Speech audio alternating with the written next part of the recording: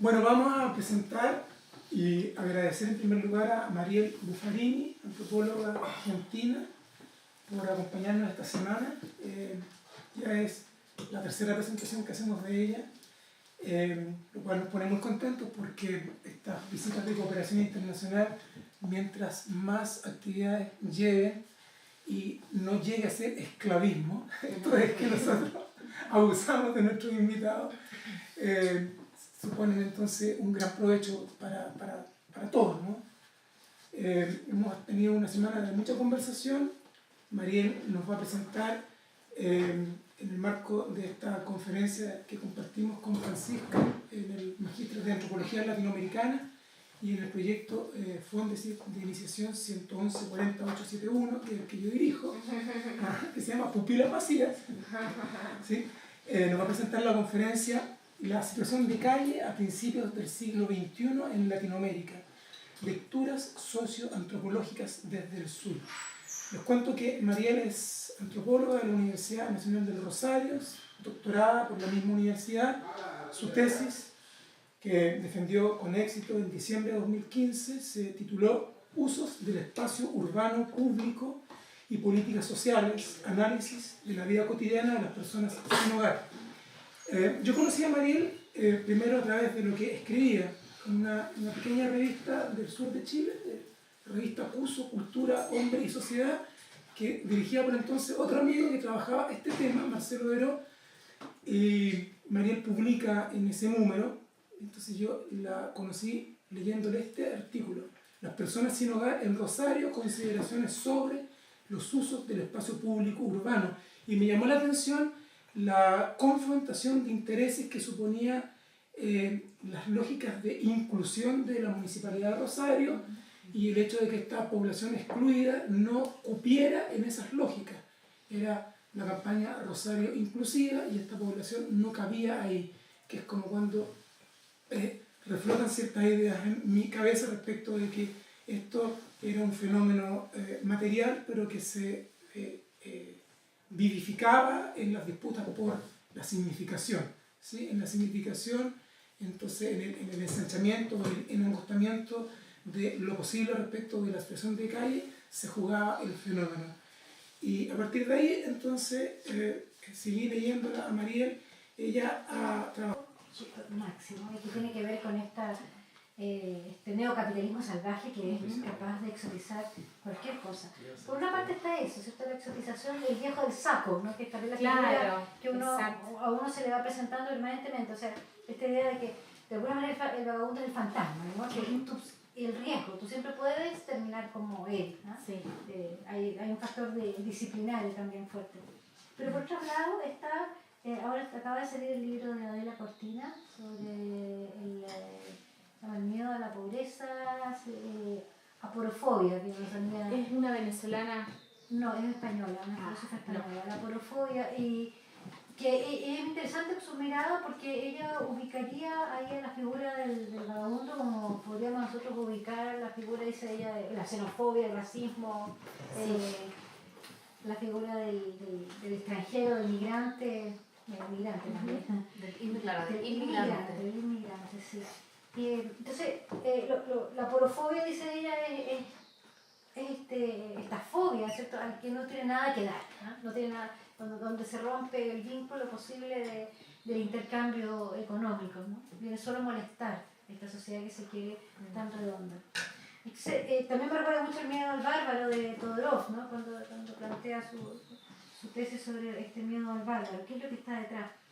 Entonces, me gustaría un poco escucharte respecto a cómo observas eso como antropólogo, y además una de nuestras obsesiones, ¿no? El tema de la alteridad y la representación de esa otredad, que yo creo que transita entre la exotización, ¿cierto? Y esta aporofobia, ¿no? Que es un pobre que molesta por su suciedad, por su olor, es una estigmatización muy brutal, ¿no? Es una invisibilización. Me acordé también a propósito de esta distinción entre el extranjero y el migrante, el que lo trabaja muy bien es Ulrich Beck. O sea, cuando en un artículo que se pregunta a él cómo nuestros vecinos pasan a ser los judíos, ¿no? El enemigo interno. Pero mi impresión es que la figura del vagabundo tiene, a diferencia del migrante o del inmigrante, unas características tales que tampoco llega a ser tan peligroso. Inmigrante. La figura del vagabundo pasa a ser es más bien invisible, ¿no? Está ahí detrás operando, pero tampoco se lo reviste de la peligrosidad que sí se podría revestir al latinoamericano que llega, ¿no? Sin nada, al haitiano, al colombiano, etc. Ese inmigrante te disputa el trabajo. El vagabundo no disputa el trabajo. En el imaginario. Claro. Ni la policía lo detiene en la calle, que es bien impresionante, lo evitan también. Sí, a menos que haya una intencionalidad clara, alguna medida específica de Trabajado temas de situación de calle desde la etnografía, desde el enfoque biográfico y también desde el abordaje de las políticas públicas, ¿sí? Cómo los dispositivos diseñados para esta población han pensado a esta población también en su intervención. ¿Qué queremos hacer con ellos? ¿Sí? ¿Dónde queremos que estén o no? ¿Qué lugar ocupan en nuestro pensamiento?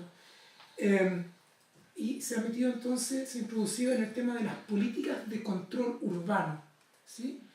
Que de alguna manera suponen entonces estos dispositivos más o menos legales o más o menos ilegales respecto de la acción posible para expulsar con más o menos legitimidad a esta población de los espacios de la ciudad. Pero también ha trabajado otros temas, ¿no? Creo que no lo imprimí. Bueno, que tiene que ver con la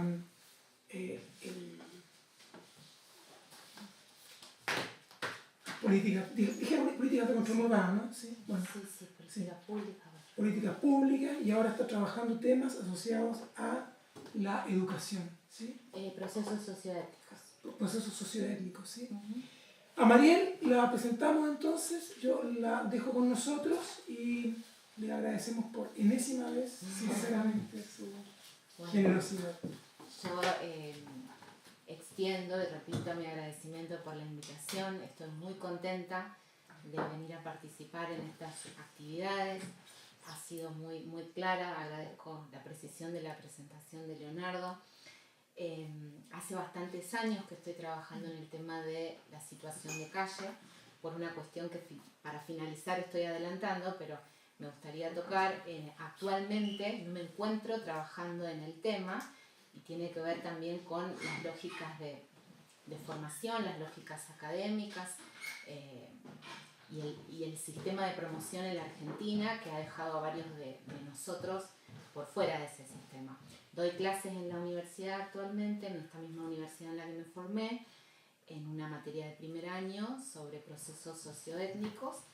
En ella trato de articular mi interés también por el análisis sobre la producción social del espacio, como diría Lefebvre. Hecha esta presentación voy a marcar, yo me traje un escrito para no irme por las ramas, para articular mi presentación, en base a lo que Leonardo me planteaba como interés de pensar esta problemática en una escala más regional, en una escala latinoamericana, de acuerdo también a los intereses de ustedes, ¿no? Bien, como les planteó el título de esta presentación es La situación de calle a principios del siglo XXI en Latinoamérica, lecturas socioantropológicas desde el sur. Como para empezar, yo para presentar la temática pensé en plantear cómo desde en realidad los 90 y principios de este siglo se hace visible o se visibiliza, en tanto entra a las agendas de los estados, la situación de personas que viven en la calle. Hubo presencias previas, por supuesto, pero es en este contexto donde se visibiliza y también se hace notorio cierto malestar por parte de grandes o amplios sectores de la sociedad. También hay que reconocer que en el contexto latinoamericano es en este contexto, en estas fechas, que se genera el interés por parte de investigadores de la antropología, de las ciencias sociales y humanas en general, por estudiar el tema. También, al ingresar en las agendas públicas, el Estado configura este tema como una cuestión, ¿sí? Una cuestión sobre la cual debe elaborar políticas, debe hacer algo. Entonces, a partir de este núcleo temático disparador, es que yo tengo intenciones de presentar, por un lado, cuestiones del orden de lo teórico-metodológico más general, a partir de lo cual yo he orientado mi trabajo de investigación, y posteriormente algunos núcleos teórico-empíricos, ¿sí?, que identifiqué en mi trabajo y que entiendo encuentran articulación con los estudios a nivel latinoamericano. Bien, entonces, para empezar con respecto a la particularidad de la antropología, me interesa señalar que, bueno, tradicionalmente el objeto de estudio de nuestra disciplina, de hecho se constituye así, ha sido el otro, ¿sí? Ha sido aquel sujeto aparentemente extraño, lejano, de las sociedades primitivas, ¿no? Esto cambia cuando el investigador pasa a formar parte de las sociedades en las cuales se investiga la antropología. Quiero decir, cuando se traslada el objeto de estudio de las sociedades lejanas y primitivas a las propias sociedades. En ese contexto es que, como dice Eduardo Menéndez, ya el otro no es lejano, sino que el otro está entre nosotros e incluso somos nosotros, ese otro. Bien, esto que parece un debate que está saldado, la posibilidad de hacer antropología en la ciudad, me parece que no está del todo saldado en cuanto a las consideraciones del otro exótico, ¿sí? Retomando el gran aporte de Philippe Bourgois, entiendo que a veces caemos en el riesgo de exotizar a las personas que forman parte de nuestra sociedad y que con el ánimo de alterizar, ¿sí?, terminamos exotizando a esos otros, exotizando desde una perspectiva que entiende la mirada del investigador como si fuera parte de una sociedad y ese otro como si fuera ajeno, ¿sí? Entiendo que esto se articula en un contexto más generalizado donde sociohistóricamente la mirada sobre aquel desarraigado se circunscribe en lo lejano y lo ajeno, ¿sí? Y ahí encuentro el primer núcleo teórico-empírico que les planteaba, en cómo definir a las personas consideradas históricamente como desarraigadas. Es un problema que se presenta en la actualidad en los estudios que estamos realizando sobre el tema de cómo los definimos, ¿sí? Es una problemática novedosa, son distintos o podemos encontrar articulación. Yo, a partir del rastreo que fui haciendo, obviamente fui encontrando con otros estudios en los cuales esta figura, si bien con otras características, se puede rastrear en una profundidad histórica. En tal sentido nos podemos remitir desde la figura del vagabundo de las sociedades preindustriales europeas a otras figuras más recientes, de fines de las últimas 3 décadas del siglo XIX, tanto en Estados Unidos como en Argentina, en el propio Chile. A partir de la invitación de Leonardo es que trato de actualizar mi estado de la cuestión y me encuentro con una compilación de Francisca en la que participa Leonardo y hay un artículo que gratamente también encontré de Alejandra Graya, en la cual hace un rastreo muy interesante porque creo que es, no me atrevería a afirmarlo, pero entiendo que es el único que tiene tanta profundidad en el contexto latinoamericano, porque los otros estudios que nos remiten a las sociedades preindustriales son en el contexto europeo. Yo de hecho pensaba que nuestro rastreo sociohistórico nos remitía al Torrante o al Linchera o Croto en Argentina, o cuanto mucho el rastreo que hace Baigorria respecto a la figura del gaucho. Pero esa profundidad que se encuentra en ese estudio me sorprendió gratamente. Bien, dicho esto, esta figura entonces que se presenta como novedosa en muchos de los estudios que se empiezan a hacer en Argentina particularmente, plantean esta idea de que es una figura nueva. Y podemos encontrar esta profundidad histórica, que tal tal como plantea en la tesis y venimos charlando en estos días, claro que tienen su particularidad en contextos específicos, ¿sí? Pero entiendo o propongo en realidad que se puede pensar en tanto nos marcan tendencias estructurales que se repiten a lo largo de la historia y sus particularidades se presentan a través de procesos emergentes, en contextos más específicos. Ahí se anudan nuevas tramas con particularidades, pero esta figura de aquel que aparentemente no tiene vinculación, aparentemente es un vagabundo que por motivos propios o forzadamente ha decidido no trabajar, no tener un arraigo en un domicilio, no formar parte de una familia nuclear constitutiva en el sentido occidental de familia, se repite. Bien, entonces a partir de este rastreo que hice sucintamente, me parece fundamental pensar cómo definimos hoy a las actuales personas sin hogar. En ese sentido creo que es preciso identificar categorizaciones que provienen de diversos ámbitos en la actualidad. Por un lado, las que vienen de las propias categorizaciones que reproducen o resisten quienes están en la calle, sea la categorización de ñero en Colombia o actualmente se sigue diciendo linchera en Argentina. A modo de ejemplo nada más. Tenemos ese tipo de categorizaciones, tenemos las que vienen del ámbito de las políticas públicas o ámbitos técnicos y tenemos también las que construimos desde el ámbito académico. Ahora bien, cada una de estas categorizaciones circulan y adquieren distintos sentidos y son reapropiadas por cada uno de estos ámbitos. No es lo mismo plantear desde la política pública persona en situación de calle que tal vez como lo entiende un académico. Tampoco es lo mismo cómo se entiende situación de calle en Chile que cómo se entiende situación de calle en Brasil. O el concepto de habitante de calle en Colombia, que es mucho más inclusivo. ¿Qué quiero decir? Supone la presencia, esta categoría define e incluye, por ejemplo, a las personas que ejercen prostitución, que en los ámbitos más cercanos, tanto en Chile como en Argentina, no incluye.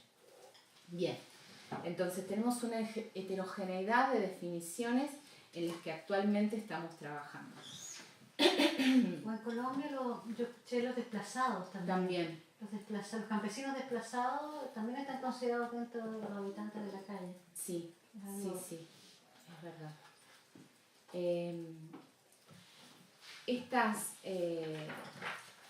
Estas definiciones, ¿sí?, que se fueron redefiniendo, afinando con el transcurso de estos últimos años, entiendo que han sido permeados por los enfoques teóricos que provienen de enfoques interpretativos del tipo desafiliatorio, ¿sí? Y en tal sentido hay que distinguir, me parece, dos maneras o dos planteos en dos contextos distintos con respecto a la desafiliación. Por un lado tenemos los enfoques que provienen de las teorías estadounidenses, específicamente con respecto a los hobos, ¿sí?, o a los homeless posteriormente. Estas teorías han contribuido tanto en la propia teoría como en los ámbitos académicos a generar una mirada descalificatoria, en tanto se los ha considerado como seres anómicos, desvinculados, asociales. ¿Por qué? Porque estas teorías tienen su raíz, en realidad, en la sociología de la desviación, que entiende que estos sujetos están por fuera de la sociedad, son los verdaderos extraños de la sociedad en tanto forman parte de ella, pero no cumplen sus normas, entonces estarían en un sentido ficticio. Esta idea que es retomada de Merton, se basa en una teoría más general en la que considera que hay una cuestión disímil entre lo que estructuralmente se espera, ¿sí?, y las aspiraciones individuales del sujeto. Entonces, ante la frustración entre las demandas y las posibilidades del sujeto, se producen algunas escisiones. O sea, al no cumplir las expectativas de lo que se espera que haga alguien, un hombre, un adulto en edad de trabajar, no puede cumplir, se generan estos como resentimientos de algún modo, o retraimiento, dice precisamente Merton, que lleva a categorizar al autor en 5 categorías. La más extrema es la del vagabundo. Ese es el desafiliado por excelencia, ¿sí? Esas teorías en Estados Unidos, que marcaron una fuerte impronta en los 80 más o menos, empiezan a ser criticadas. En tanto, muchos estudios empiezan a hacer trabajo de campo que recuperan la perspectiva del actor, y empiezan a advertir otros procesos, que son procesos reafiliatorios en el ámbito urbano. Ahora bien, el concepto vuelve a tomar vigencia o cobra vigor en los 90 con los aportes de Robert Castell, ¿sí? A partir de la obra La metamorfosis de la cuestión social. Con el objeto de cuestionar las teorías de la exclusión que estaban vigentes en ese momento, en tanto eran teorías que constataban la ruptura, Castell trata de darle una vuelta de tuerca y propone pensar en los procesos que llevan a los sujetos a las situaciones de exclusión, ¿sí? Y plantea la existencia de diversas zonas de cohesión, mayor o menor integración. Aquellos que se encontrarían en el extremo de menor cohesión los denomina también desafiliados, ¿sí? Esta perspectiva, por lo menos en el caso de Argentina, es la que se cita cuando se habla de desafiliación, ¿sí? No necesariamente se lo remite a los estudios norteamericanos, se toma desafiliación desde la perspectiva de Castell. Particularmente considero que ese concepto puede resultar un aporte en tanto y en cuanto se lo considere desde esa perspectiva diacrónica que propone el autor, considerándolo procesualmente. Lo que ha sucedido, y entiendo que ha cobrado mayor vigor en los estudios sobre el tema, es que se ha tomado el concepto de desafiliación analizando en las investigaciones particulares desde una mirada sincrónica.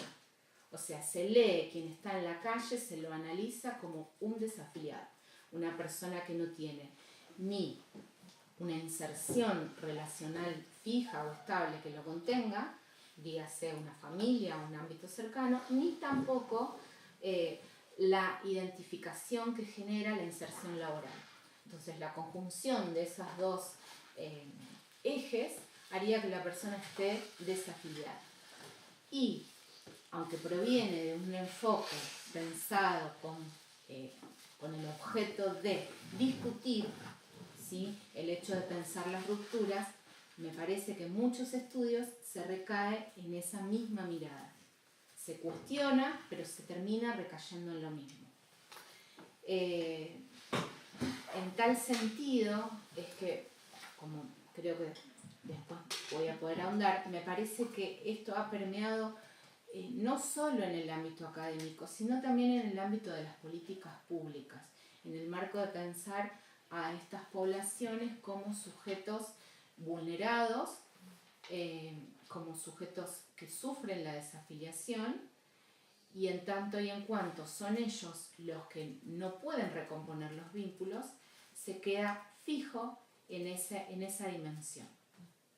Este es un núcleo que me parece que es compartido o que se pueden pensar en articulaciones a una escala más regional. Bueno, si quieren pararme, si no... En segundo lugar, un segundo núcleo que pensé que puede articularse tiene que ver con la importancia del estudio de la vida cotidiana. En tanto creo que constituye un núcleo teórico-metodológico de interés para la antropología y particularmente para los estudios sobre el tema que nos convoca. En lo cotidiano se despliegan prácticas y experiencias que en la escala de lo particular nos remiten a tramas sociales de las que forman parte. Precisamente, cito a Elena Chili, se imbrican procesos y relaciones construidos por los sujetos que les imprimen determinadas significaciones con otros procesos institucionales y estructurales con los que interactúan en una dialéctica relacional. Entonces, antes que una mera descripción o una recopilación de hechos, el estudio de la vida cotidiana supone el esfuerzo por poner en relación aquello que sucede diariamente, ¿sí? Y que en una escala particular nos puede remitir, si prestamos atención, a escalas mayores, ¿sí? A contextos en los cuales se inserta esta vida cotidiana. Atender a la vida cotidiana de quienes viven en la calle posibilita identificar algunos procesos que en otras escalas quedan desdibujados. Registrar, documentar lo no documentado, como en algún momento planteó Lévi-Strauss, mediante el trabajo de campo antropológico, es parte de un proceso en el que se tensionan y transforman los supuestos y marcos interpretativos de la investigación. Metodológicamente nos permite acceder a categorías, ¿sí? Que son de los propios sujetos y que se pueden constituir en claves significativas para el análisis. Precisamente los estudios de la cotidianeidad de las personas que viven en la calle han aportado al cuestionamiento de la mirada desafiliatoria, justamente a partir del trabajo de campo que atiende a la vida cotidiana. En tal sentido, me interesa en primer lugar destacar un estudio que fue hecho en el 94 en Brasil sobre la población de calle. Ese estudio, una de las autoras es María Rosa Salvar y Sousa, fue hecho en San Pablo y se llama Población de calle, quién es, cómo vive y cómo es vista. A partir del trabajo de un equipo de investigación conformado por antropólogos, pero también por trabajadores sociales, se intenta reconstruir la cotidianeidad en el espacio público en San Pablo, ante una población creciente y notoriamente molesta para la sociedad.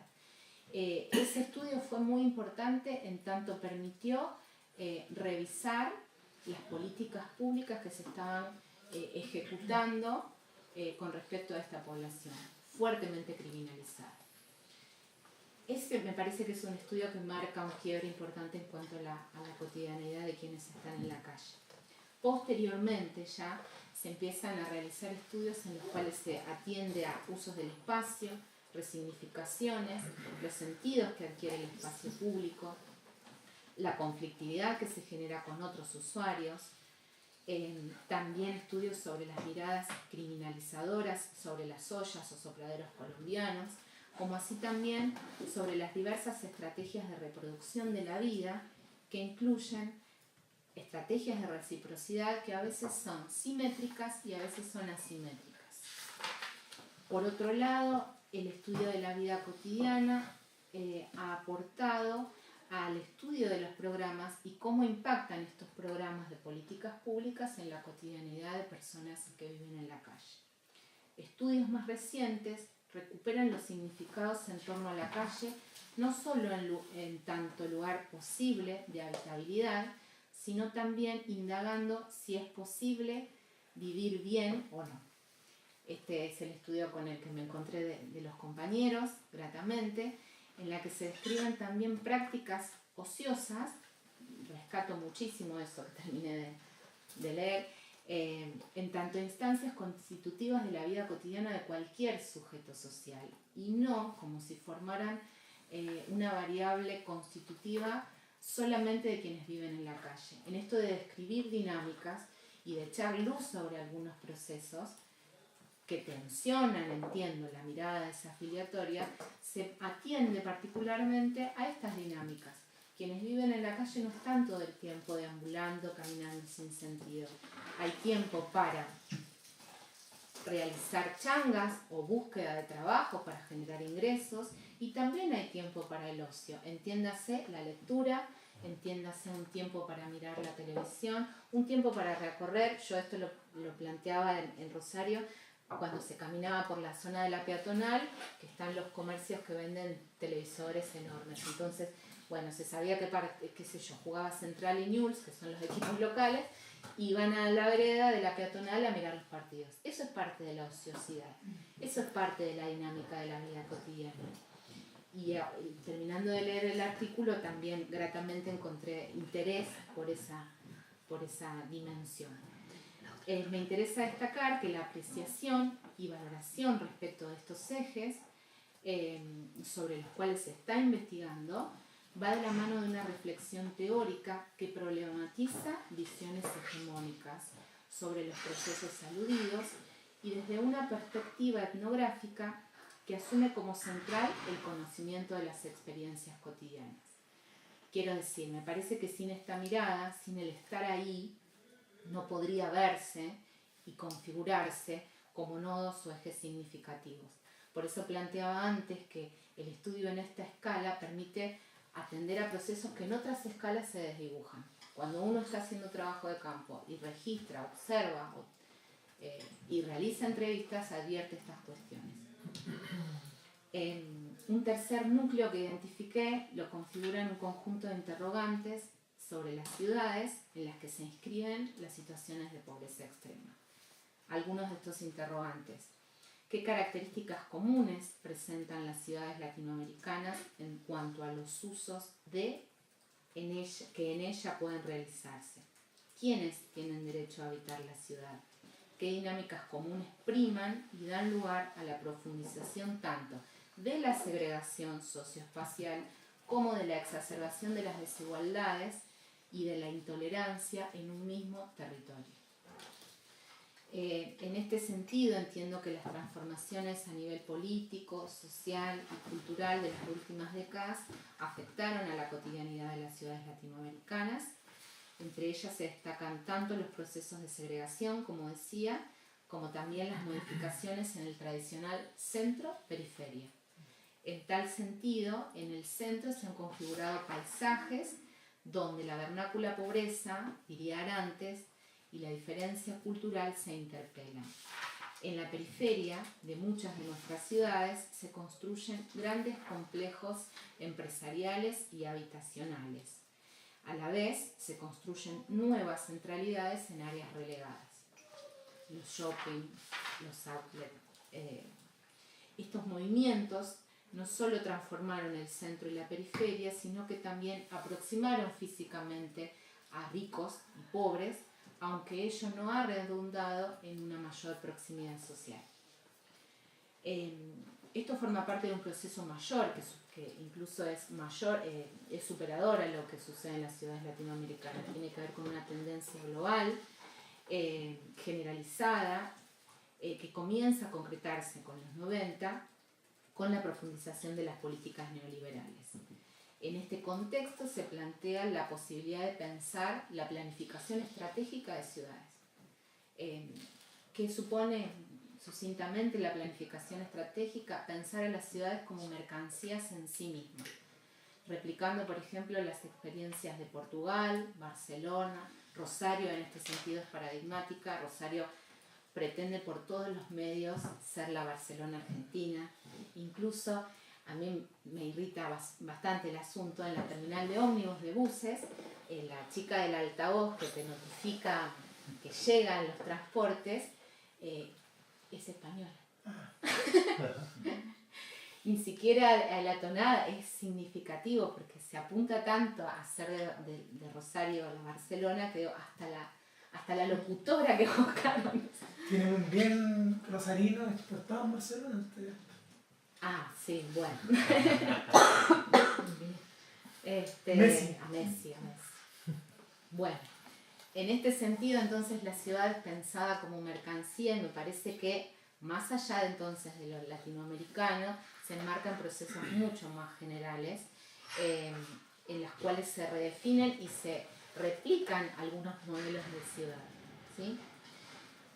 Estas transformaciones también impactaron propiciando la emergencia de nuevas formas o procesos de habitar la ciudad. Entre esos procesos se incluye la dificultad del acceso a la vivienda, ¿sí? tal como Lefebvre lo planteara con el desarrollo industrial en el siglo XIX, pero ahora a su vez se tiene que plantear o pensar interrogantes en torno a la permanencia o las situaciones, las diversas situaciones en las que se habita la ciudad, ¿sí? El acceso a la vivienda está fuertemente mercantilizado para amplios sectores de la sociedad, se dificulta justamente su acceso y se están desplegando, y en esta dirección también hay un conjunto significativo de investigaciones en torno a la autoproducción social del hábitat, las distintas formas de producir socialmente el hábitat. Precisamente de aquellos sectores que no forman parte del mercado formal y construyen diversas formas de habitar la ciudad. Se considera los que autoproducen sus viviendas, pero también dentro de esta autoproducción social del hábitat entiendo que podemos ubicar a las poblaciones en situación de calle. En tanto habitan la ciudad en un espacio no habitable normativamente, pero no deja de ser una forma de habitabilidad. En este contexto se reactualiza también la preocupación que presentó Lefebvre en los 60 sobre el derecho a la ciudad, y relacionalmente a ello podemos plantear algunos sectores de la sociedad, algunos espacios o áreas que algunos antropólogos han planteado como espacios iluminados, como Mónica Lacarrière, que adquieren mayor visibilidad porque en tanto y en cuanto son espacios que pretenden ser mostrados, pretenden ser significativos y anclarse en el imaginario social como representativos de esa ciudad. ¿Sí? En esos espacios iluminados no cualquiera tiene derecho a estar, ¿sí? Simbólicamente y a veces de forma represiva se los expulsa de esos ámbitos, de esas áreas. Así, el incremento de la pobreza urbana, la desigualdad y la aparición de nuevas formas de exclusión son procesos complejos que se convierten en nuevos retos para las políticas sociales y exigen su redefinición.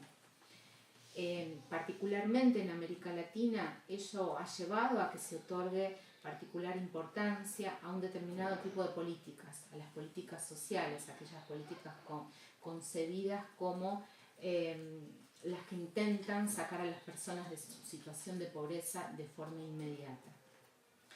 Este tipo de políticas suelen ser focalizadas y se aplican a diferentes colectivos de ciudadanos de manera individual o grupal, incluyendo programas como el acceso a alimentos básicos, becas, apoyos económicos a mujeres, jefas de hogar, vacunación y control médico.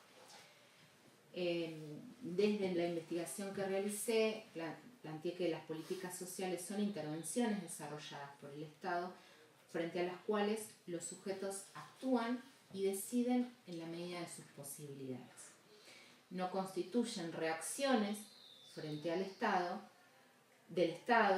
sino que las construyen a las situaciones problemáticas como cuestiones sociales. Son las formas de construir estatalmente una cuestión. En relación a esto, entonces, me voy a introducir en el cuarto y último núcleo, que refiere a las políticas sociales destinadas a la atención de personas que viven en la calle.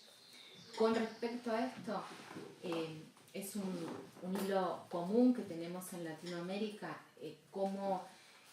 y retrotrayéndome al planteo inicial, cómo se define el sujeto merecedor de la política social en situación de calle. ¿Quién es aquel? Es preciso definirlo, en tanto va a ser el destinatario de esta política.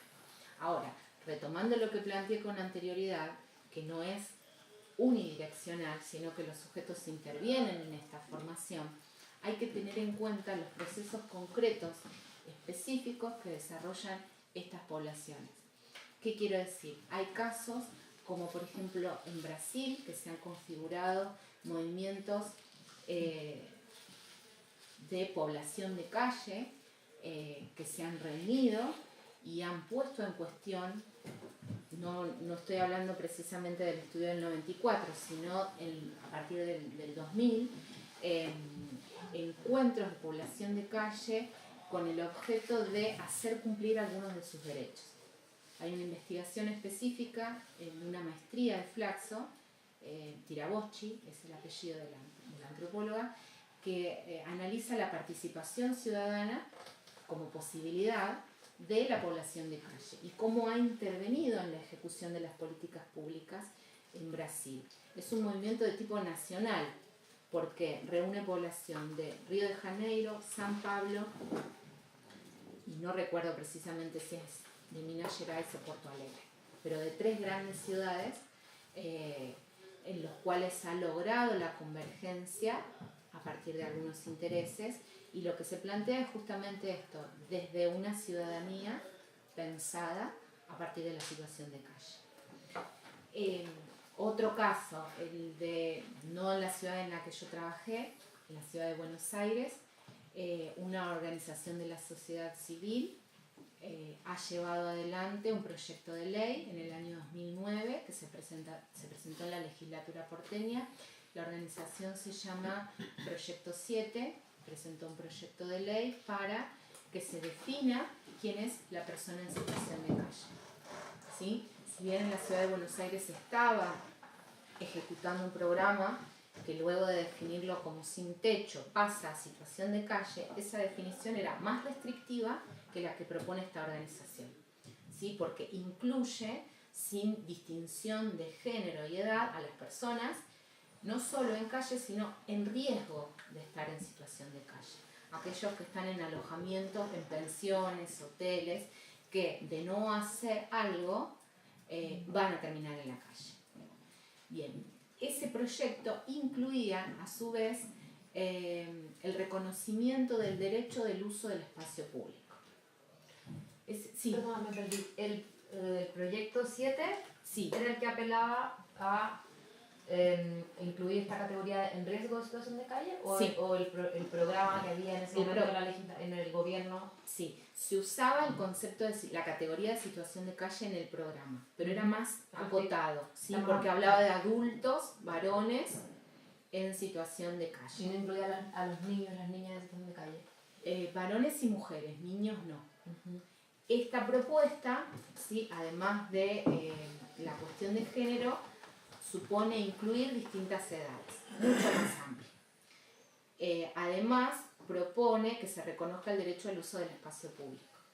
Ese proyecto fue votado por unanimidad, en el año 2009 fue aprobado, y un mes después, el entonces jefe de gobierno de la ciudad de Buenos Aires, Mauricio Macri, vetó el artículo 5 que incluía, que referenciaba al uso del espacio público, porque eso frenaba las acciones represivas que se estaban llevando a cabo para sacarlos de las plazas. 2009 dijiste. 2009, sí. Se aprueba, pero sacando ese artículo. Esa es la ley que posibilitó que a partir del año siguiente se realizara el conteo anual, porque incluía ese conteo para contar la cantidad de gente en situación de calle en la ciudad, para de ese modo poder definir las acciones estatales que se llevarán adelante. Ese conteo se realiza en el mes de abril de cada año antes de la estación invernal, para ver qué medidas se deben ajustar, definir, ampliar. Son ejemplos estos, tanto el de Brasil como el de Buenos Aires, en los cuales hay una fuerte intervención y participación de las personas que viven en la calle. Ahora bien, yendo a otra escala, entiendo que también modifican o intervienen en las políticas, en tanto a partir de su capacidad de acción, estas personas las rechazan, y desde ellas es que el Estado debe ajustarlas. Por eso planteo que en la medida de sus posibilidades intervienen en la ejecución. En tanto, si no resultan efectivas porque se resisten, porque no resultan prácticas, se van a terminar redefiniendo. De hecho, fue la experiencia de varias políticas de la región, que, como hablábamos ayer, pese a una serie, un conjunto de dificultades que presentan, han avanzado en algunos puntos. han avanzado, por ejemplo en esto del conteo. En ese sentido también se interviene. ¿Me estoy olvidando de algo?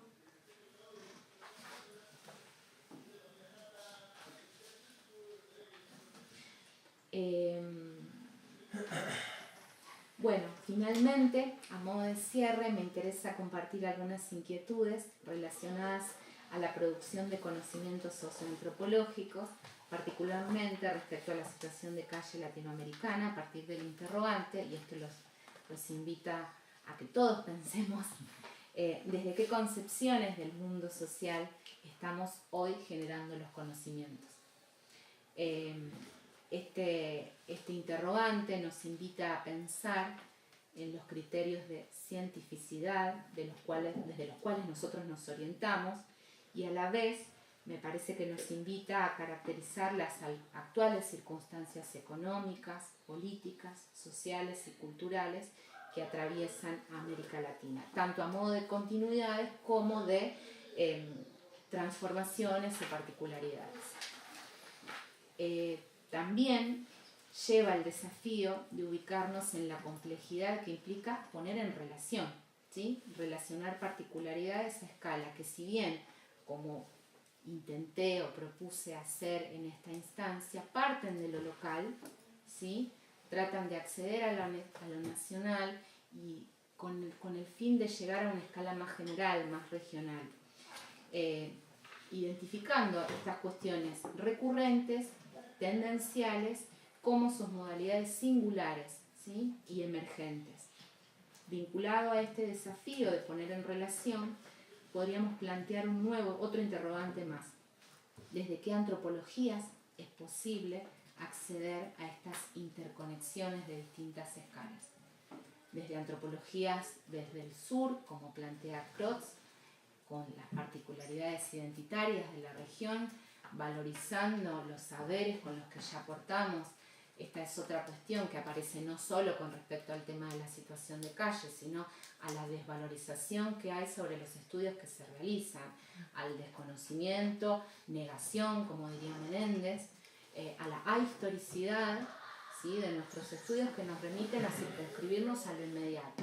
Todos los procesos parecen como novedosos, todas las formas de leer la ciudad son nuevas. Por ejemplo, ¿sí? Cuando hay un caudal de estudios que ya vienen pensando estas situaciones, que se ajustan a los contextos, y bueno, habrá que verlo, pero hay un trabajo previo que hay que valorizar desde el sur. A una autocrítica con respecto a esto, arrancando por el asunto de esta historización de las figuras, que en mi tesis de doctorado se remitió a las ciudades preindustriales. Una de las evaluadoras me dijo, me encantó, aprendí mucho. ¿Y qué pasa en América Latina? Y ahí yo también no estoy ajena a estos procesos, sino que a partir de poder advertirlos, es que me parece que es un desafío que quiero compartir con ustedes. Además de pensar entonces la importancia de reivindicar las antropologías desde el sur, también es necesario pensar sobre las condiciones de producción de conocimientos, desde las pertenencias institucionales de cada uno de nosotros y las formas en las que se fueron imponiendo en la región como parte de un encuadre mucho más general, es decir, la importancia de cumplir con ciertos criterios de cientificidad, de producción académica, de presentación de escritos en revistas que, si son en habla inglesa, tienen más puntos, que no son tan valoradas si las publicamos en nuestras propias universidades, porque hasta incluso te dicen endógamo si no salís de tu región. El hecho de además cumplir con estándares cualitativos y cuantitativos con respecto a lo que hacemos, las posibilidades de financiamiento o no que tenemos.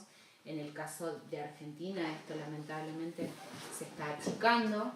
Ya no quiero solamente remitirme al último gobierno, forma parte de al gobierno actual, quiero decir, forma parte de una tendencia que se viene dando en los últimos años de reducir costos entendidos como gastos dirigidos a la educación y a la investigación.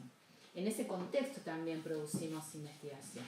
O cuando me parece que cuando llegabas vos hablas del contexto en los que trabajamos. Y sí, eso también nos dificulta a veces el trabajo sistemático con respecto a los temas que investigamos.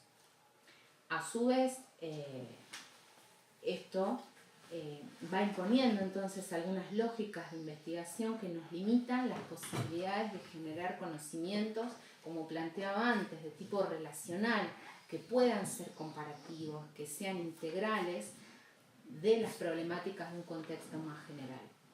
Por eso, celebro la posibilidad de haber participado de esta instancia, en tanto conversatorio, en tanto pude acceder a otras investigaciones, se me plantearon nuevos interrogantes, también valorando, como te dije en estos días, la posibilidad que tienen ustedes de trabajar en un equipo, ¿sí? Y en ese sentido también me parece fundamental entender que aquellas limitaciones que tenemos en lo individual, ¿sí? En cuanto al análisis de las significaciones que estamos estudiando, a veces logran un mayor nivel de concreción cuando superan la instancia individual. Cuando uno se encuentra con colegas, puede debatir y puede tener tiempo para hacerlo. Bueno, por eso celebro esta instancia y les agradezco. Muchas gracias.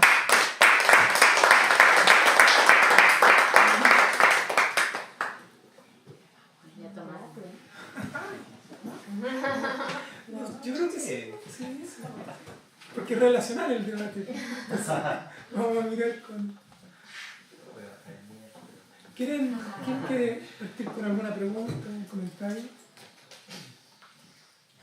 Sobre las dificultades del mundo académico y sobre la situación de calle. Hoy día en el The Guardian salió un artículo súper interesante, que hay una tendencia de profesores en el The Guardian, como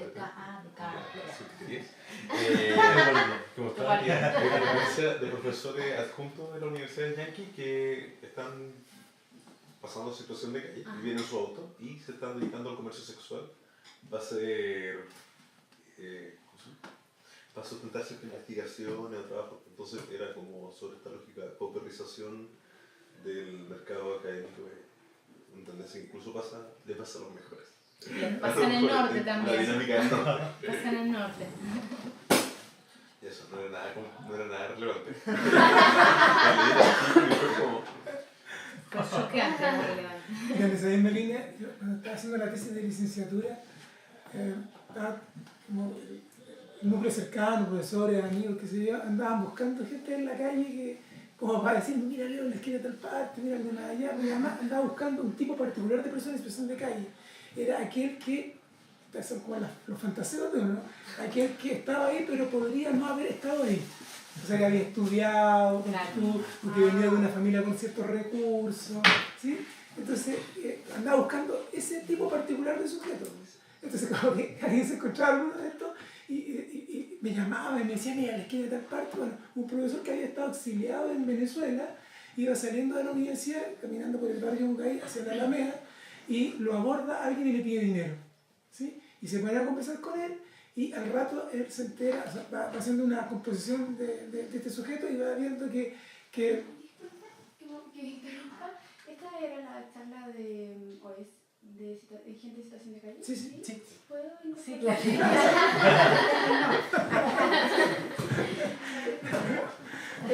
Lleva no.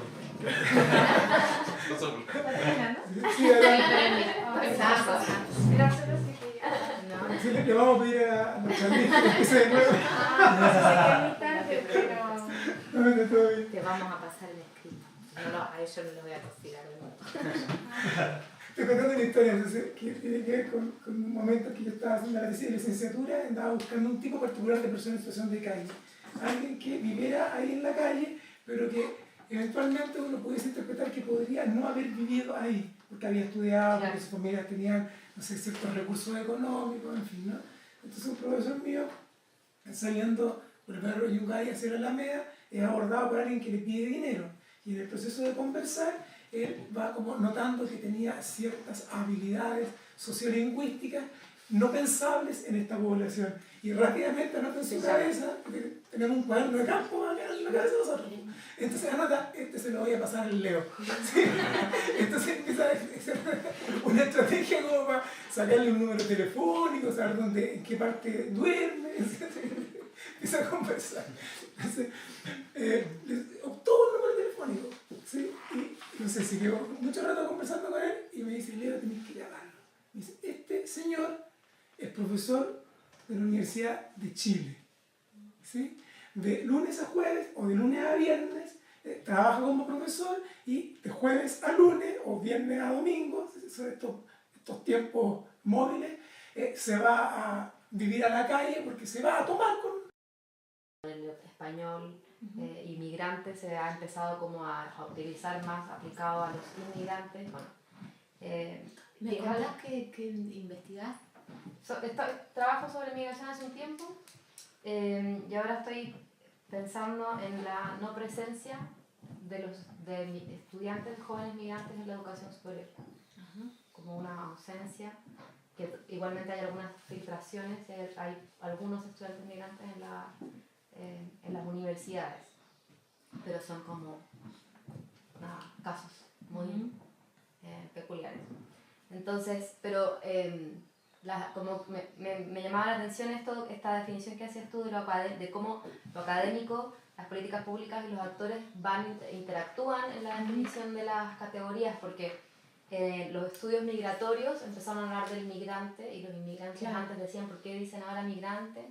Si nosotros antes éramos inmigrantes y existían solo inmigrantes y emigrantes, pero ahora estaba en hartas conversaciones donde aparece nuevamente el extranjero como el gringo, con una distinción como de social respecto, y yo no lo he visto escrito en ninguna parte como teorizado, sino que es algo que de alguna forma los actores están planteando y seguramente eso también va a empezar a permear en los ámbitos académicos. Yo, me parece que es algo interesante a recoger. Sí. Y lo otro que quería, no sé, pedirte si podías profundizar o quizás ejemplificar en cómo eso también ha ido como permeándose en la definición de la situación de calle. No sé si me lo pasé o... No me detuve, pero lo puedo retomar. Y en el estudio de la vida cotidiana, bueno, tengo como una predilección por los procesos como desde abajo, en esta idea como desde abajo, desde arriba, y pensaba que incluso en el desde abajo quizás hay un más desde abajo que tiene que ver con lo cotidiano. Y como eso de alguna forma, desde lo que tú has visto, puede permear en lo de arriba. Bien. En primer lugar, con respecto a lo de la circulación de conceptos, no me detuve para no hacerlo tan largo, pero por ejemplo, esta noción de persona en situación de calle se plantea desde las políticas públicas. ¿Sí? Se plantea desde la ciudad de Buenos Aires, y la ciudad en la que yo trabajé, en Rosario, entra en comunicación con esa gestión y más o menos utilizan las mismas referencias técnicas y terminan usando la misma categoría. Sucede que con el transcurso de los años, las personas en la calle empiezan, cuando unas colegas estaban haciendo sus investigaciones, los entrevistan y ellos mismos se autodefinen como persona en situación de calle, ¿sí? Corriéndose un poco de otro estigma que era el de ser o no ser linchera.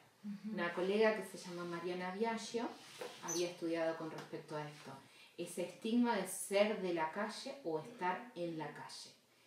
Y como muchos no querían considerarse como persona de la calle, recuperan el concepto de la política pública de persona en situación de calle.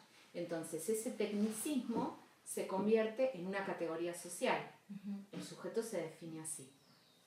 Después, esa noción de persona en situación de calle, nosotros desde la academia la estamos recuperando. Incluso en mi investigación particular yo planteaba una definición que es la de persona sin hogar, pero no en el sentido más de la tradición norteamericana de homeless o sin techo, sino aludiendo a la significancia que tiene un espacio, lo que Agnès Heller llama un punto fijo en el espacio, que supone ese punto fijo una conjunción de relaciones, seguridad y estabilidad. Entonces, ante la ausencia de ese punto fijo en el espacio, que se denomina hogar, Agnès Heller lo define como hogar, planteo la posibilidad de pensar a estos sujetos como sin hogar. A partir de ahí es que yo, bueno, en el marco de la investigación planteo que no existen, son personas que no tienen hogar, pero sí tienen un espacio de referencia, ¿sí? Que se asemeja, considero, se asemeja a esa idea de casa, pero no logra hacerlo. Es un punto de referencia, un espacio de referencia, en tanto es un espacio delimitado en la ciudad, buscado, seleccionado, que cumple ciertas características, que en la dinámica de lo cotidiano, ahí se va, de ahí se vuelve, se tiene que correr porque está cerca de comercio, tiene que desarmar ese espacio de habitabilidad y volver a armarlo. Se constituye como espacio de referencia, pero no como un hogar. En ese sentido yo lo planteé que podía definir a estas personas como sin hogar. Ahora bien, también es cierto que está cargado de una connotación tan negativa en términos generales, pensar al sin techo, sin hogar, que estoy optando por o precisar con claridad por qué se puede plantear la noción de sin hogar y si no hablar de situación de calle, porque implica algo más general, ¿sí? Que remite no solo a la variable de la vivienda, a la cuestión del techo, a lo habitacional, sino a la movilidad permanente, en búsqueda de espacios de referencia, y asociada más a cuestiones del orden de lo simbólico. Y también pensando la situación en términos más generales, hay algo que se ha discutido y que con lo primero que discutí cuando se planteaba la noción de situación desde la política pública era que la situacionalidad remite a lo transitorio. Y para mí no remite, y para muchos no remite a una transitoriedad. También si se usa el concepto de situación de calle, que plantear en qué sentido situación. Situación que, en tanto hecho social total, como plantearíamos, que implica distintas dimensiones de la vida social, material, simbólica, psicológica, en ese sentido de situacionalidad, como hecho, no como transitorio, porque las experiencias nos indican en la mayoría de los estudios que quienes están en situación de calle no hace 15 días, y es muy probable que no haga 15 días. El promedio de edad de tiempo es súper extenso. Ahí hay una circulación de conceptos, incluso en mi propia experiencia de cómo he resistido esa calificación estatal, a cómo la he ido resignificando a partir de la experiencia de investigación concreta, así con otros. Y esto de que no es un trabajo mío, es una reflexión de Mariana de pensar que deviene categoría social situación de calle. Por el otro lado, con respecto al estudio de la vida cotidiana, en la investigación me parecía que era importante remitirnos a esta escala en tanto se pueden relacionar particularmente las trayectorias vitales con contextos mayores, ¿sí? Entonces, si estamos hablando o estamos analizando la experiencia de personas en situación de calle, esas trayectorias vitales dan cuenta de instancias que son relacionales a lo estructural, que no son solo de un individuo, no es una experiencia única, ¿sí? Esa experiencia, esa trayectoria tiene una particularidad que es la pérdida de un trabajo o no sé, que te hayan echado de un trabajo, pero ¿en qué contexto te echaron? Una de las personas fue echada, era oficinista, que escribía máquinas en la tienda que en Argentina se llamaba Favorita, que con la profundización de las políticas neoliberales se funde y la compra Falabella. En ese contexto esta mujer se queda sin trabajo porque ya no se necesitaba una oficinista que escriba a máquina. Es su experiencia particular, pero se enmarca en un contexto más general. Entonces, no siempre, no quiero decir que haya podido realizar ese objetivo, pero mi propósito fue vincular esta escala más particular con escalas más generales, que no es un relato del orden de lo biográfico aislado en tanto individualidades, sino relacionalmente a estructuras mayores. También en este sentido es que he intentado no recaer en el otro extremo de las restricciones de tipo estructural, sino intentar mantener un equilibrio entre las experiencias individuales de los sujetos en un contexto estructural mayor, en un contexto sociohistórico. Ni todo es pura agencia, ni todo es estructura. A veces ese ha sido el esfuerzo. Me he encontrado con dificultades, también entiendo que hay otra dificultad que se presenta, que es, lo hablamos el otro día, de cómo transmitir en el escrito después toda esta complejidad que pudimos ir construyendo, sin perder la riqueza de todas estas tramas que pudimos ir desarmando y reconstruyendo. La escritura supone otro desafío. Tal vez en la escritura algunas de estas relacionalidades puedan perderse un poco, pero por lo menos a ese lado, en esa dirección es que intenté dirigir. También en ese sentido planteaba que se pueden concretar o alcanzar mayores niveles de concreción cuando superan el trabajo de uno, cuando se pone en juego con tiempos, con relaciones entre compañeros. Ahí me parece que son mucho más ricos los trabajos, más allá de los requerimientos de una formación que supone que uno tiene que hacer un trabajo individual, ¿no? Pero después, en tanto un trabajo a largo plazo, sí, creo que ahí reside la mayor riqueza. Una pregunta, ¿cómo ha sido tu experiencia de trabajo de campo? Y en esto no ha sido muy particular, creo que como la vivimos la mayoría, con altibajos, con dificultades, algunas dificultades asociadas a la cuestión de género, a temores propios, a estereotipos con los que uno, si bien teóricamente se resiste, en la práctica atraviesan las corporalidades. O sea, cuando, quiero decir, frente a no querer ser prejuiciosa y acercarme a varones que están tomando alcohol y son 4 y una está sola, la realidad es que, bueno, si de entrada yo no percibía que era bien recibida o que no era mínimamente respetada, bueno, me he tenido que ir. Por eso, por ahí también preferí trabajar en profundidad con menos experiencias, con aquellos que sí pude entablar vínculos, que con más personas, porque la realidad es que a mí se me ha dificultado el acceso, no me ha resultado simple.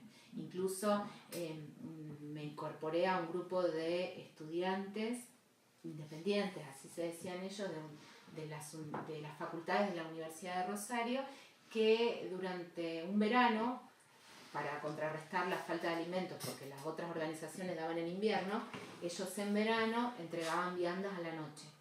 Entonces hacía la recorrida con ellos para ir en grupo, establecer el vínculo, que me conocieran para después poder ir sola.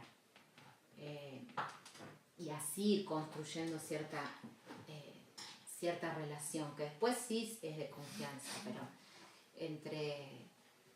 hay temores. Después con algunas de las personas con las que trabajé tuve vínculos de mucha confianza, como es el caso de Sofía. Con ella he trabajado durante muchos años, y de hecho finalizada la investigación yo estuve trabajando, la seguí visitando. Son mucho menos mujeres, ¿no? Como Sí. Igual que en Sí, todo el sí, mundo, ¿no? El 90% son hombres y un muy porcentaje muy pequeño. Yo respecto, siguiendo en esa misma línea, tengo una duda tú hablaste como de los núcleos teórico-metodológicos, que me pareció súper interesante, que son 3 en este caso, al menos que yo percibo. Pero hay uno que me gustaría mucho, siguiendo la misma línea de lo que estás diciendo, que pudieras profundizar, y que es este núcleo que tiene que ver con la alteridad, ¿no? Hay algo ahí, bueno, la figura del vagabundo, como se le quiere llamar, molesta en la sociedad, ¿no? Hay algo molesto, tiene mucho del intocable, ¿no? De las castas, ¿sí? ¿Cierto? De que nadie lo toca, nadie lo ve, nadie lo quiere ver, más bien. Y tú hablaste aquí de la exotización de la alteridad, del riesgo de la exotización. Yo creo que la figura del vagabundo, del mendigo, etc., tiene algo de esto. Incluso ya lo más caricaturesco hace poco fue, no sé si lo vieron, pero una colección de vestimentas tipo vagabundo, ¿no? que creó una cantidad, no era de Benetton, pero algo parecido, ¿no? Una cadena de ropa estilo vagabundo. Eso ya me parece que es como el estereotipo. Corrimiento del espacio. No. Entonces me gustaría ver cómo trabajaba el tema de la actividad. Sí, a propósito de lo que decías tú, me estaba acordando una vez que veníamos de vuelta en la micro con una colega. Y había un tipo, claramente de la calle, o de la calle, que nos venía molestando como, y que nosotras obviamente lo interpretábamos como violencia, digamos. Sí. Y nadie hacía nada, nosotros al final terminamos como defendiéndonos un poco solas, pero nadie se metió. Como que en otra situación hubiese sido, claro, otra persona, a lo mejor alguien interviene o algo, pero como que nadie quería mucho, no había ni siquiera visibilización. Claro, nadie quería meterse. Sí, sí. Yo lo he trabajado esto pensándolo relacionalmente a estos imaginarios con respecto a las, más que imaginarios, a estas construcciones que se han dado a lo largo de la historia, de pensarlos como por fuera de la estructura. En tanto, no articularían con la normatividad vigente. Y de acuerdo a lo que venimos charlando en estos días también, son sujetos que ponen en cuestión valores fundamentales de las sociedades, valores asociados al trabajo, la importancia que debe revestir, un valor que desde hace, también tiene una profundidad histórica, supone que redime a las personas. Entonces a partir de ahí también es un valor que se relaciona con lo identitario de los sujetos, pone en cuestión una institución que es considerada, como decíamos, célula de la sociedad, que es la familia. Se aleja o mantiene distancia o es echado o no quiere, seguramente tiene familia, pero se lo ve solo, se lo ve como abandonado o que abandonó a alguien. Entonces me parece que por ese lado también por lo menos por ahí traté de pensarlo, cómo son sujetos que ponen en cuestión esos valores que son tan significativos y que se han tornado hegemónicos en nuestras sociedades. Por ese lado estaría, o se los ha pensado, creo, por fuera de la estructura social. En tanto, no se ajustan a esas normas, y no a cualquier norma. No se ajustan a esas que son constitutivas de las sociedades. Me parece que por ahí. ¿Sabes lo que uno pensara en los términos de la teoría de la marginalidad revisitada por José Nun, que cuando él habla del ejército industrial de reserva excesivo, es decir, el que viene después una población que no tiene ni una chance de pertenecer a nada, o sea, es la población residual ya más brutal, porque históricamente si uno recorre, y con Alejandra Araya, que tú lo leíste, la historia rural, ¿cierto? En Chile y en América Latina, uno se da cuenta que se constituye junto a esta población excedentaria que transita por nuestros campos, por nuestras tierras y que finalmente no tiene lugares, momentos muy puntuales, que seguramente su mano de obra no vale nada, claro, o sea, tú le pagas el plato de comida. Entonces también uno podría pensar que es funcional a un sistema económico que necesita de esta mano de obra absolutamente excedentaria residual excesiva, como dice José Mon, que ni siquiera constituye un riesgo, ni siquiera presiona para bajar los salarios de los que están desintegrados, ¿no? Pero que también finalmente alguna función va cumpliendo puntualmente y que no se deja amarrar. Bueno, Salazar lo celebra como aquel cierto peón o gañán que nunca se va a dejar amarrar ni disciplinar, ¿no? Que va de campo en campo. Pero tal vez, claro, no es tan exterior ni excedentario, ¿no? O sea, ahí cumple también una función en términos de nuestro capitalismo tan brutal. E incluso el capitalismo naciente. O sea, las historias de Hacienda están llenas de esta mano de obra que transita, ¿cierto?, de Hacienda a Hacienda y que no se deja disciplinar, que no se deja dominar, Pero es que no dice ocurre más que ellos mismos. ahí ocurre un doble fenómeno, porque está el tipo de subordinación que Falabella observa en el peón de Hacienda, que no encuentra un espacio laboral en la Hacienda que por no estar capitalizada no lo puede retener con trabajo, que es la subordinación ascética, ¿sí? Versus la subordinación sensual de este trabajador muy eventual que tiene en el desarraigo y en el trabajo no sujeto sin sujeción su doble manera de vincularse. Entonces hay ahí entonces una doble clave que plantea que este sujeto es de una forma producto de una estructura que no tiene cómo retenerlo con trabajo, pero que se va haciendo en esos mismos procesos sociohistóricos y se va haciendo y termina siendo quien finalmente es, ¿no?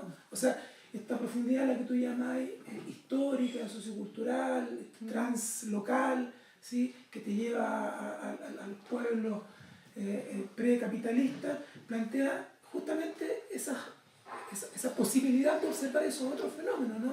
O sea, con la llegada del europeo a esta parte del mundo, lo que viene es un tipo de sociedad que no tiene resuelto el tema del trabajo, dice Salazar, ¿sí?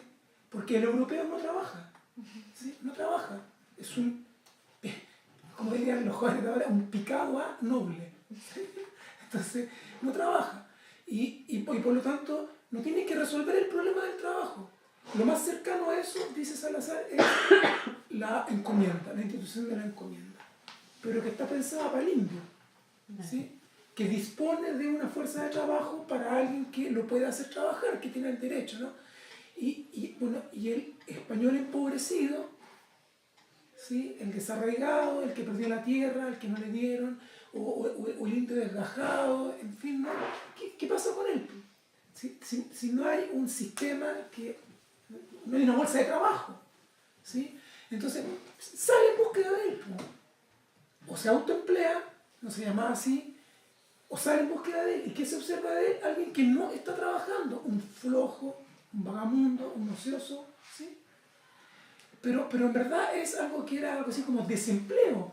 O sea, no era de que no estuviera ocupado, es que no podía ocuparse, pero en eso que se entendía como empleo. Y ahí tenemos entonces un primer movimiento significacional en torno a una cuestión de frontera que es material.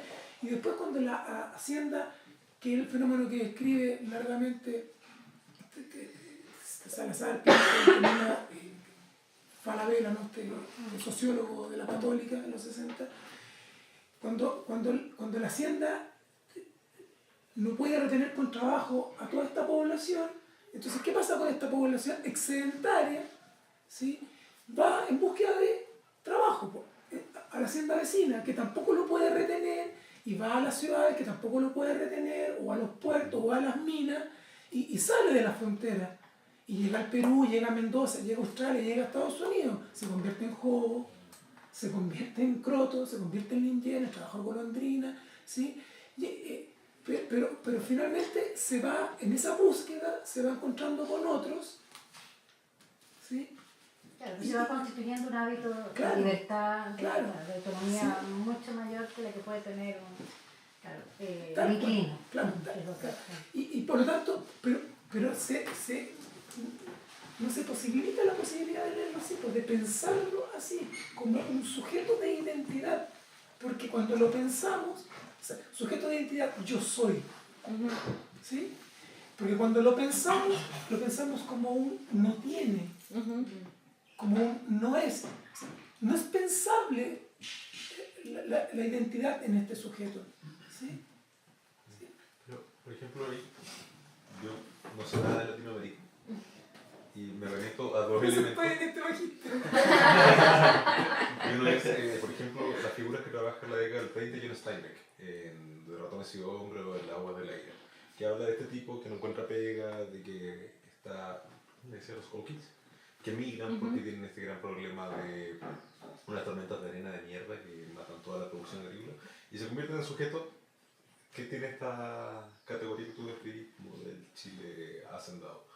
Y claro, tiene la misma dinámica en contextos temporales donde la gran ciudad, donde la metrópoli, donde la dimensión del marginal urbano que no es integrado, sigue funcionando la dinámica agraria del sur de Estados Unidos.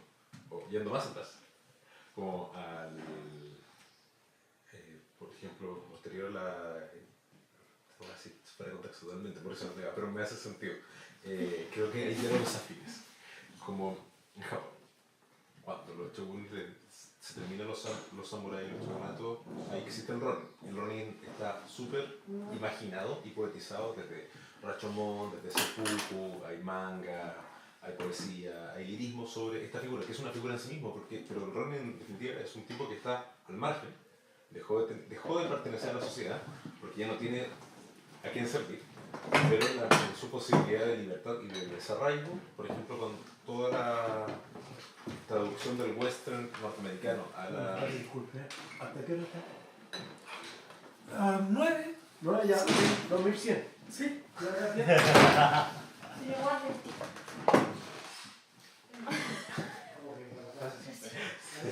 Quiero hacerle una tortita.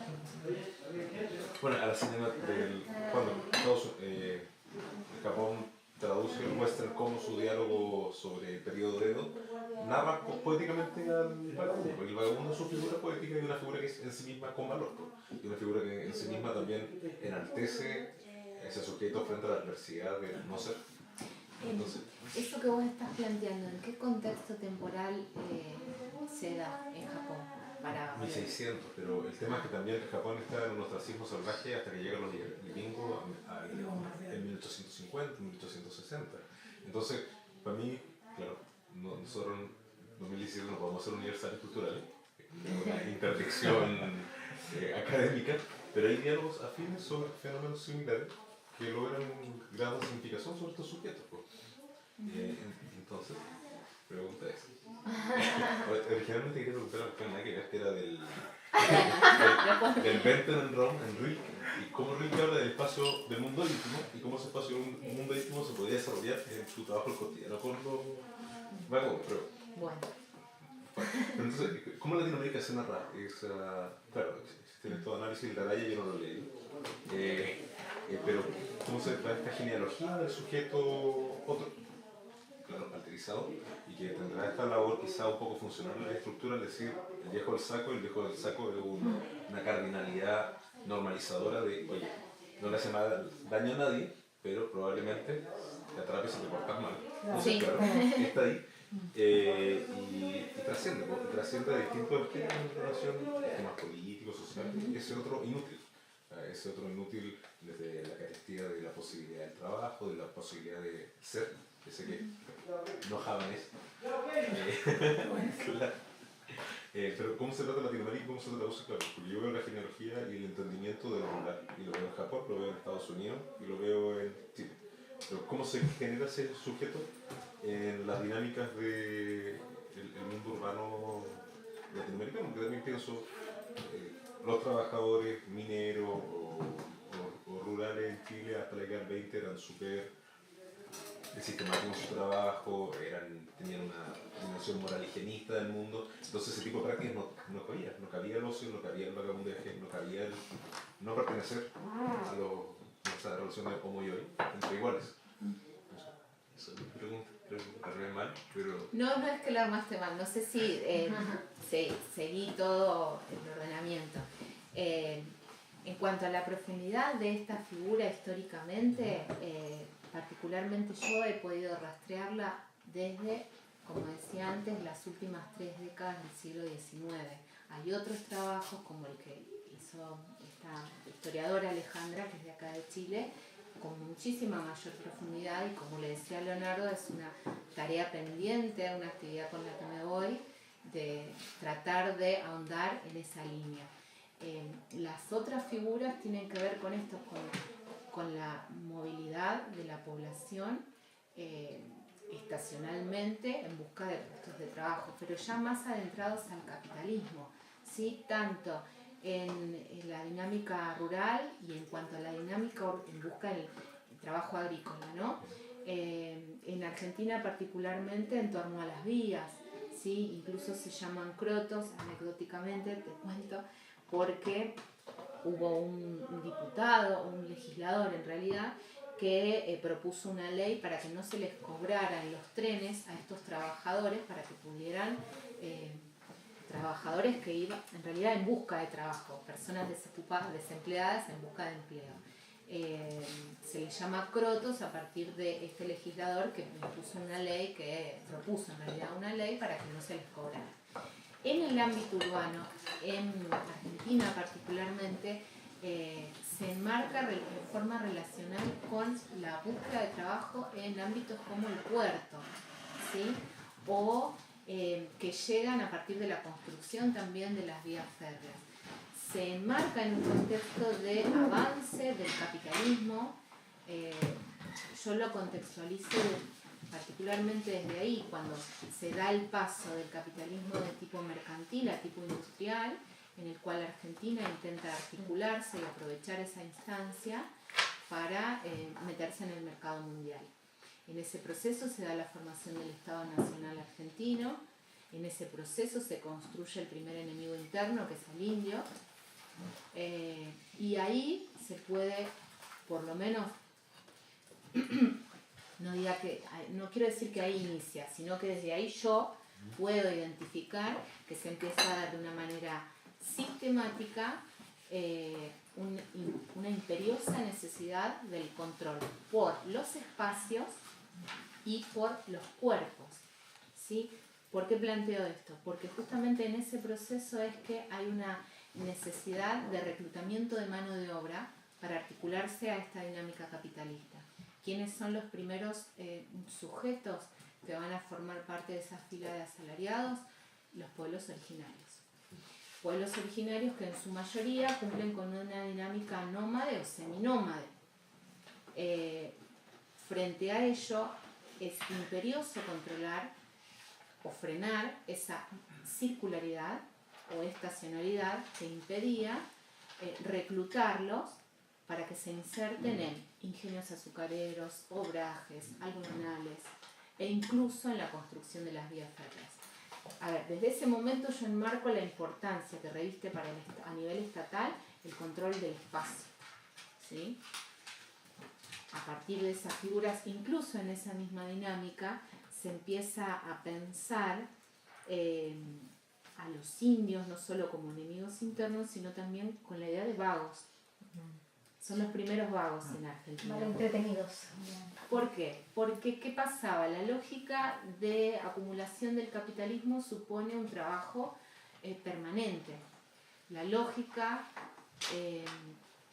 de estos pueblos no reviste acumulación. O sea, el vínculo con la naturaleza es de acceso, ¿sí? Se obtiene de ella lo que se necesita. Se va a cazar, se recolecta lo que se necesita. Frente a esto, los que contribuyen seriamente a esta idea de vagancia es la empresa ideológica en manos de las misiones religiosas, encargadas del sedentarismo, de enseñarles el trabajo, de enseñarles la agricultura, y frente a las resistencias que ejercen estos pueblos, por no querer trabajar de esa manera, es que empiezan a ser considerados como indios vagos. Eso después se articula con la figura del gaucho, ¿sí? Pero me parece que por ahí... Ese indio que es obligado a trabajar en esta otra figura y que cuando puede se escapa. Sí, claro. Y al escaparse es concebido, ¿no? Una concepción como indio vago. Exacto, sí. Claro. Y a propósito del control del espacio, lo que hace el europeo acá es fundar ciudades, asentar pueblos de indios, ¿sí? Que es construir la cita, ¿no? La civilización, la idea de la civilización de allá, donde no la hay. Entonces, era el movimiento lo que... Pero ahora, muy curioso porque era el movimiento lo que estaba en entredicho por gente que venía moviéndose de otras geografías para acá. Paradójicamente. Sí, eso es reviste una importancia fundamental. En tanto el sedentarismo garantizaría la posibilidad de desarrollar las actividades productivas que se estaban esperando. Era el garante de la mano de obra. Ahora ya cita a Mario Góngora a propósito del estudio que Mario Góngora hace de la frontera. La frontera era esos espacios inexistentes, pues, ¿no? Lo que está en el límite de lo posible. Cuando pensábamos a Chile, pensábamos en Chile central, ¿sí? Cuando en nuestros países, ¿cierto? Que antes de ser países, sí, claro. Antes de ser repúblicas, ¿sí? Se pensaban a sí mismas, se pensaban en sus centros, no en la frontera, porque la frontera era la línea vacía que separa dos entidades llenas. Claro. Y Góngora observa en la frontera como todo ese espacio que reúne a esas entidades llenas y que se convierten entonces en otra entidad llena. ¿Y quiénes estaban ahí? Los indios escapados, los soldados que se habían descolgado de las huestes, ¿cierto? Los expulsados, ¿se entiende, no? Sí. Esos desarraigados. Y lo que describe Góngora, que después toma Araya, es una riquísima vida cultural como la que considera Renato Rosaldo cuando piensa los bordes, como aquello que ensancha lo posible, que es la misma clave que la piensa Bourdieu en alguna otra parte, ¿no? Entonces, esa frontera donde no hay nadie porque la pensamos como una línea que separa, no como un espacio que reúne, está pasando de todo. Y esa frontera en otros países, en Chile y Argentina, era la cordillera, ¿sí? Donde solo hay frío, hielo, nada más. Bueno, ahí estaba pasando todo esto otro que era imposible observar si uno desde lejos tenía que estar ahí. Totalmente. Incluso yendo al norte de Argentina, a la región del Gran Chaco, bueno, una parte está al lado de Argentina, esa frontera norte era, en el imaginario, era denominada como dominio del demonio. Se avanzaba en el Gran Chaco, cuando se avanzaba en la conquista, se avanzaba hacia un territorio impenetrable, en tanto era el dominio del demonio. Métete. Métete allá. Bueno, es muy interesante esto de las fronteras en tanto espacios de reproducción de lógicas particulares, no como de vacíos. Hay un antropólogo argentino, Trinchero, que trabaja también sobre la idea de frontera en un sentido parecido. Muy interesante. Mira, algunas cosas que, echando vuelta también que voy hablando, justamente estaba pensando con el término de lo que decía recién, como del indígena como el primer vagabundo que aparece, y me estaba preguntando por qué un sistema capitalista podría, o sospechando por qué el capitalismo podría estar tan interesado en representarnos al vagabundo efectivamente como una imagen de peligrosidad, así como casi un apéndice. O sea, sacar los vagabundos del sistema ciudadano que tenemos y parecería que todo seguiría funcionando igual y hay una cuestión que no sería utilitaria. Y estaba recordando mucho también algunos pasajes de Rodolfo Puch en su libro de América Profunda, donde señala concepciones respecto al espacio y al uso. Entonces yo pensaba que efectivamente las tendencias son a pensar al vagabundo desde lo que no tiene. Es muy difícil pensarlo desde, o representarlo desde lo que tiene, y me asemejaba mucho a la idea de que el indio o los pueblos indígenas en el fondo Sí. tenían el patio de su casa era el mundo. Entonces, claro, uno está muy preocupado del tema del techo, que a lo mejor efectivamente no es la circunstancia por la cual podríamos definir a un sujeto en situación de calle, pero sí tiene algo que nadie de nosotros tiene. O sea, que el patio de su casa efectivamente es el monte, es la ciudad entera. Entonces yo me pensaba si efectivamente esto puede ser siempre solamente interpretado desde el desajuste entre la expectativa individual o el no logro de tener un trabajo, que es efectivamente lo que ellos ponen en cuestión. Que lo que nos están visibilizando a lo mejor sea una herencia de una catástrofe, al menos en el sur, en América Latina, muy patente, nos están permanentemente recordando que se puede vivir de otra manera que no es la que nosotros vivimos. Entonces no sé si puede hacerse un alcance ahí, respecto a que a lo mejor estos sujetos, teniendo la posibilidad de vivir vidas materiales como las vivimos nosotros, a lo mejor tampoco están dispuestos a sacrificarlas. Porque a lo mejor en efecto hay algo ahí que está transcurriendo en ellos. Y claro, el rollo del europeo fue aniquilar todo eso y transformar el patio de nuestras casas en patios reducidos, en balcones donde no podemos cargar la ropa, en nuestros departamentos. El uso del mundo de los objetos cambia significativamente. En cambio, yo veo que la gente que a lo mejor está en situación de calle, que efectivamente tiene conductas vinculantes con otros, nos representan parte de eso. Y está haciendo un poco ese link, o porque también un sistema capitalista estaría tan interesado en hacerlo como un apéndice, una peligrosidad que parece necesario extinguir. Acuerdo en esto que vos estás planteando con respecto a que se los ha pensado a partir de la carencia, la negatividad, lo que no tienen, la ausencia de casa, la ausencia de vínculos. Justamente todas esas ausencias fueron las que tomaron forma o se terminan reproduciendo a partir de las teorías desafiliatorias. Los nuevos aportes, esto que trataba de destacar, en los cuales sí se observa, se pone el foco en cuestiones que pueden parecer mínimas, dan cuenta de esas otras maneras, que a lo mejor no son las que hegemónicamente se piensan como formas de vinculación o formas de habitabilidad. Evidentemente no lo son, pero sí hay, depende cuál es el parámetro con el cual se lea esa carencia, esa falta. De hecho, sí, efectivamente, no tienen. Familia, depende de qué concibamos como familia y qué concibamos como núcleo de sociabilidad. Trabajo formal registrado, la mayoría no tiene, pero sí existen otras formas de generar ingresos.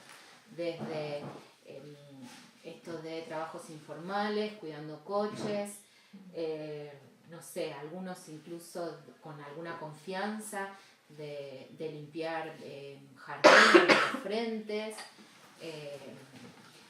hacer favores es una posibilidad de generar ingresos. Sofía particularmente se encontraba enfrente de una facultad de Derecho. Circulaban muchos abogados, se caían expedientes. Y si tenía la suerte de que tenían algunos que eran fuertemente estigmatizados, y pese a que se ponga el foco en lo que la sociedad mayoritariamente considera como lo establecido, lo pertinente, lo correcto. Una pregunta, ¿cómo se sienten ellos con respecto a este lugar que lo pone la sociedad? Con respecto a cómo se perciben, cómo se autoestiman. Y por lo menos de lo que yo he investigado, es variada la situación. No les gusta ser mirados con desprecio. Por lo menos las personas con las que yo trabajé se enojaban cuando se daban cuenta que los miraban sorprendidos o se corrían de la calle para no pasarle cerca o hacían así porque no lo habían visto que estaba tirado en el piso. Genera malestar, genera rechazo. En algunos casos, después cuando se verbaliza se entiende, en este ejemplo concreto de que una le dice al otro, si te ven a vos se van, déjame a mí. A veces eso es significado en buenos términos, porque no todo es una miserabilidad, como hablábamos el otro día, de forma permanente. Hay algo de reírse de eso, de sobrellevar la vida, Pero también hay instancias dolorosas en las cuales esos gestos, esas miradas, esas actitudes los atraviesan. Oscila, no es ni un extremo, ni tampoco se puede estar todo el tiempo, no pueden sobrellevar una vida en la que estén todo el tiempo lamentándose. Llevan adelante una cotidianidad en la que a veces, por supuesto, se ven. ¿Pero aspiran como a un cambio de su situación de vida?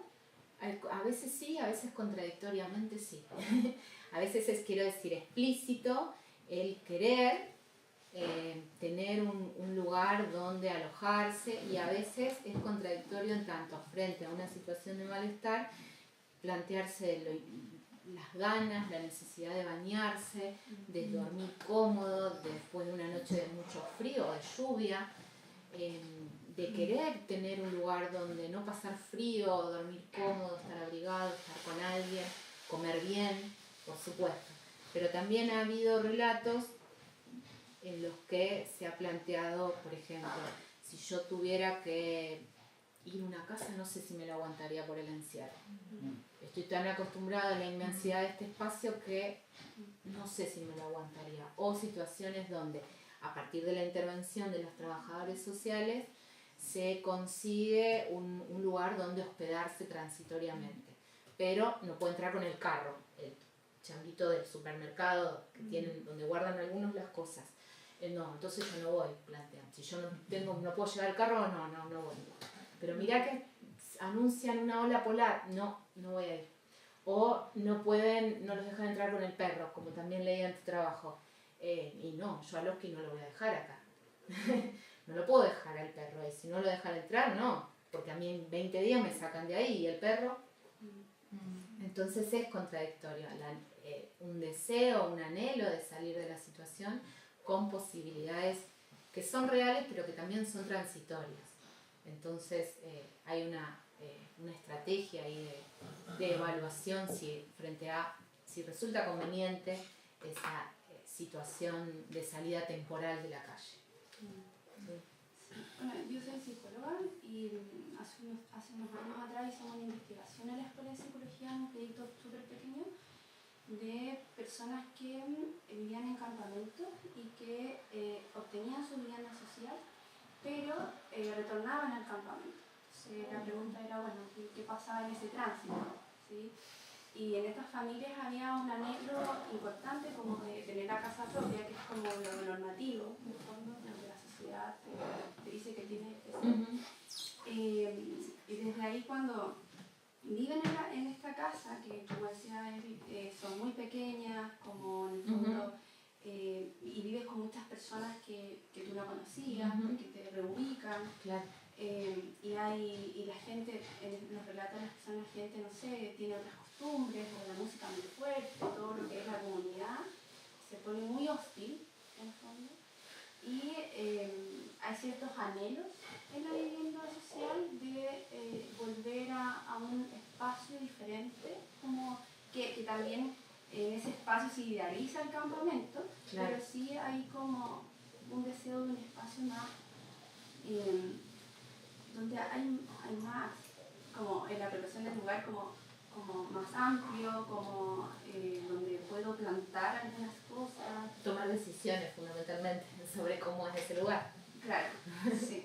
Y entonces ahí, bueno, se postula un poco la resistencia como a los cánones de la modernidad, como la gente retorna al campamento porque quiere otra forma de vivir y de ocupar el espacio. Bueno, pero finalmente cuando regresan al campamento se genera, nosotros desde la psicología pensamos como una cierta melancolía porque no se encuentran con aquello que buscan completamente. Entonces, también en otros como experiencias singulares, fueron poquitas personas las entrevistadas, ¿verdad? No fue algo muy amplio. Están siempre con el miedo a la expropiación. Entonces tampoco se pueden apropiar de esos espacios porque todo el tiempo no saben qué va a pasar con ellos. Como que me hace como mucha relación con estos temas. Sí, son sentidos que en esto del ir y volver son contradictorios, porque también en los relatos, estando en la calle, se plantean a veces por momentos un espacio habitacional previo, la casa en la que se estaba como un lugar idealizado y en otro relato en realidad fue echado de ese lugar. Entonces esas biografías presentan instancias que son contradictorias. Depende de la circunstancia, depende del momento, va a ser vista o cargada de un sentido frente a una realidad concreta. A veces, si se pretende marcar un contraste, porque el presente está revisto o recargado de negatividad, ese pasado adquiere por momentos una significación positiva. Y a veces cuando no hay esa primacía de lo negativo frente al presente, se recuerda todo lo malo de ese lugar en el que se estuvo, respecto a los lazos o respecto a las condiciones precarias de estabilidad. Tengo acá memorando. Memo de la directora de Francisca Márquez, directora del Magister. Leo. No, Francisca me está diciendo que agradezcamos a Mariel por la venida, por la charla preciosa que nos preparaste, por la invitación a discutir en una lógica distinta, en poner en relación cuestiones, ampliar hacia lo profundo, avanzando en la pregunta respecto de si este sujeto que conocemos y pensamos de la carencia puede provenir de otros haberes y por lo tanto tenerlos, ¿no? Entonces, darte las gracias por este esfuerzo de compartir tus reflexiones e invitarte e invitarnos a tomar una cervecita.